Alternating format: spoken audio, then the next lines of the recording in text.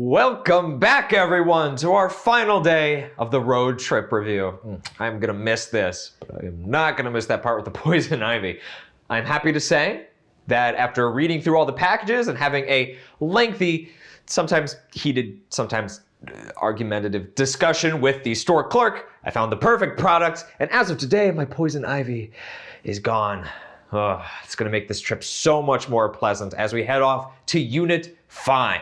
Analyzing arguments, where we'll be visiting stops such as assessing reasoning, claims and counterclaims, and evidence. Finally, we'll head off to Unit 6, aka Analyzing Text Structures, where we'll wrap this whole trip up with analyzing multiple texts, analyzing part-whole relationships, and finally, analyzing text structures. Ooh, and don't forget to pack your close reading skills. You can't leave home without them. Or I should say you can't leave the motel without them. I checked, they do not have a lost and found. They do not care, so make sure you pack. Anyway, make sure you have everything you need, and let's get this show on the road.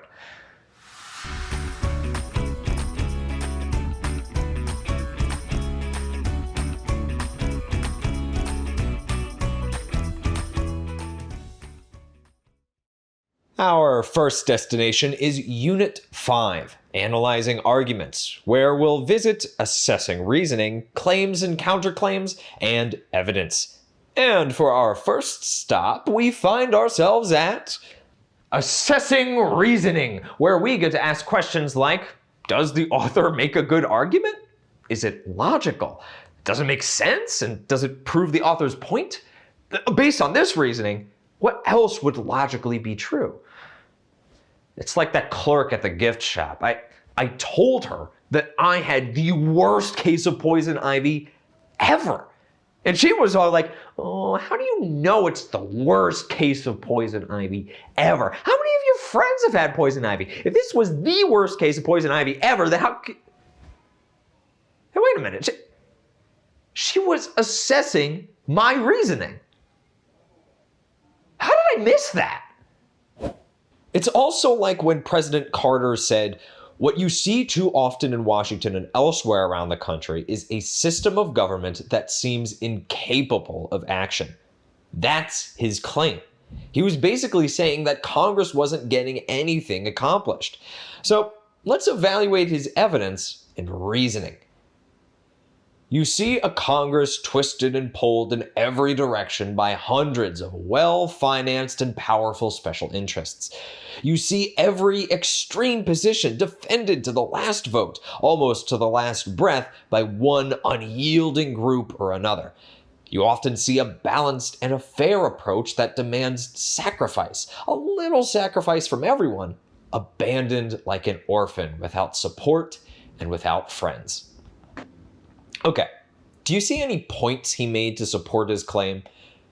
Yeah, he uses some description, like twisted and pulled by special interests. He says they're tirelessly defending extreme positions instead of compromising.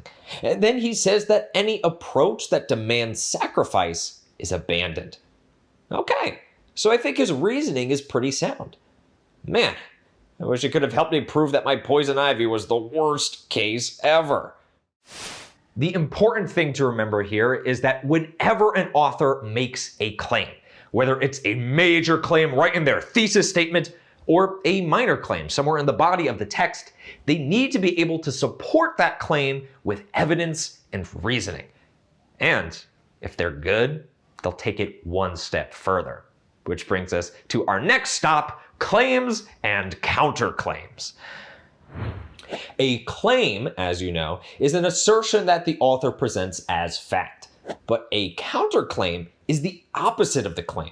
It's the argument that could be made against the claim. So if you go ahead and think of an argument that could be made against your claim, and then you mention it and refute it, you've kind of taken the wind out of the sails for your opposition. Or you've at least answered a question buzzing around in the reader's mind. It's like when Patrick Henry argued for revolution. He addressed counterclaims by phrasing them as questions, and then he shot them down one by one. Shall we try argument? Sir, we have been trying that for the last 10 years. Have we anything new to offer upon the subject? Nothing. Shall we resort to entreaty and humble supplication? What terms shall we find which have not been already exhausted? Let us not, I beseech you, sir, deceive ourselves. You see, somebody opposing him could have said, maybe we should argue. So he goes ahead and says, nope, been there, done that, for 10 years. Somebody else might think, maybe we should ask really politely, like pretty please with the cherry on top. And he says, who are we kidding here? We've got nothing left to offer them. He brings up these counterclaims and then knocks them down. Pretty smart. You know, now that I think about it, when I was talking to the clerk at the gift shop, she made a claim that I only had a minor case of poison ivy. And then she said, while this may be the worst case of poison ivy that you've seen, that doesn't take into account all the cases of poison ivy you haven't seen.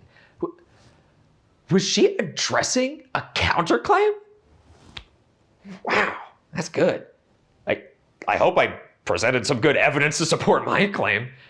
And fortunately enough, I get to go back and check because we're here at our next stop, evidence. Evidence consists of any detail, fact, or example provided by an author to support a claim. In a courtroom, the jury decides on a verdict based on the evidence that is presented. But as readers, we get to be the jury. We decide whether the evidence is strong enough to prove the author's claim or not. Do you remember all the different types of evidence that we studied? There's anecdotal, statistical, testimonial, and textual evidence. Oh, and there's analogical evidence, logical evidence, and of course, statistical data like charts and graphs. There's lots of different types of evidence. How about when the CDC claimed that people with diagnosed diabetes have medical costs that are more than twice that of those without the disease? They followed that up with some statistical evidence when they said the total costs of diabetes are an estimated $174 billion annually, including $116 billion in direct medical costs. And as readers, we say, I see your point. Or when that general in the most dangerous game claimed that he was created to be a hunter. So what's the evidence? Well, he says, my hand was made for the trigger, my father said. What kind of evidence is that? Correct. It's testimonial evidence, where he's telling what somebody else said. Then he adds some more evidence. When I was only 5 years old, he gave me a little gun, specially made in Moscow for me, to shoot sparrows with. When I shot some of his prized turkeys with it, he did not punish me. Okay, what kind of evidence is that? Right, it's anecdotal evidence. He's telling a story to prove his point, or to show off. Then he follows that with, he complimented me on my marksmanship. Okay, what type of evidence is that? All together now, testimonial evidence. Nice. Wow, and here we are already at Unit 6. Time flies when you're having fun, huh? Anyway, our first stop is analyzing multiple texts. Do you remember when I said that I was in the gift shop looking at all the different packages? Well, that's what I was doing. I was analyzing multiple texts. As readers, when we analyze multiple texts, we're connecting two or more different but related sources.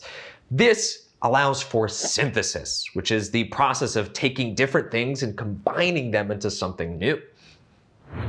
Bison and ancient cave dwellings, are they related? Well, they are when the National Park Service writes about both of them. We read one press release about restoring an ancient way of life for a group of Native Americans, and another about protecting an ancient dwelling that belonged to a different Native American group. We were able to synthesize that information and create a new understanding that the National Park Service values and seeks to honor our country's Native American heritage. I don't know about you, but I feel super smart synthesizing ideas from multiple texts. I could stay here all day. But of course, we have to get a move on to our next stop, analyzing part-whole relationships. That's when we look at a small piece of a text and analyze its function within the whole. Remember the Cinderella example? Right when the Duke comes in with the glass slipper, Cinderella gets locked in a room. Oh no! The height of tension needs to happen right before the climax in a narrative. That's just how narratives are structured. And each part of that structure serves its own specific function. Beyond narratives, we also looked at Patrick Henry's opening words to his passionate speech. No man thinks more highly than I do of the patriotism, as well as abilities of the very worthy gentlemen who have just addressed the House. But different men often see the same subject in different lights, and therefore, I hope it will not be thought disrespectful to those gentlemen if, entertaining as I do, opinions of a character very opposite to theirs, I shall speak forth my sentiments freely and without reserve. Why would he choose to place this at the very beginning of his speech? Yeah, you remember, he was about to get passionate, forceful even, with his opinion. So the function of this opening is to show respect for the others, but say, hey, I'm about to cut loose with my own opinion. Consider yourself warned.